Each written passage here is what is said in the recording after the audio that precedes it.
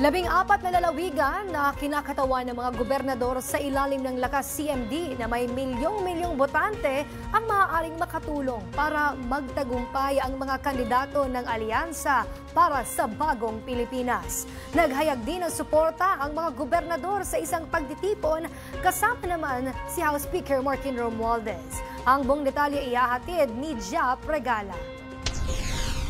Nangako ang mga gobernador sa ilalim ng Lakas Christian Muslim Democrats o Lakas CMD na pinamumunuan ni House Speaker Martin Romualdez ng buong suporta para manalo ang mga kandidato sa pagkasenador ng alyansa para sa bagong Pilipinas.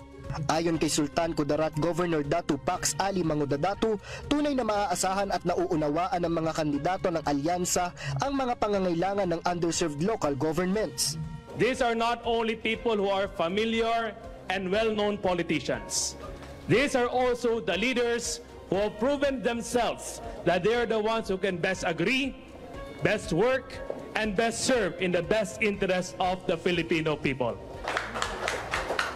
To our senators, because of your support to my beloved Sultan Kudarat, and because of your commitment to support all of the provinces of Lakas, we also commit to you our support.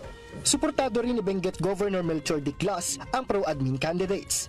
Lahat naman ng mga kasama sa alyansa, kinakampanya naman namin.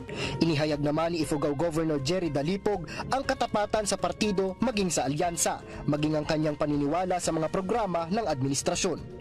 Noon pa, na ako'y member ng Lakas at nag-oath sa kanya, sa aking paningin, lahat naman ng programa, yung mga tulong, natulungan naman ako. So, with that, I will support Alyansa, majority sa probinsya ng Ifugao. Inihayag naman ni Kalinga Governor James Eduba ang kahandaan nila sa pangangampanya sa mga kandidato ng alyansa.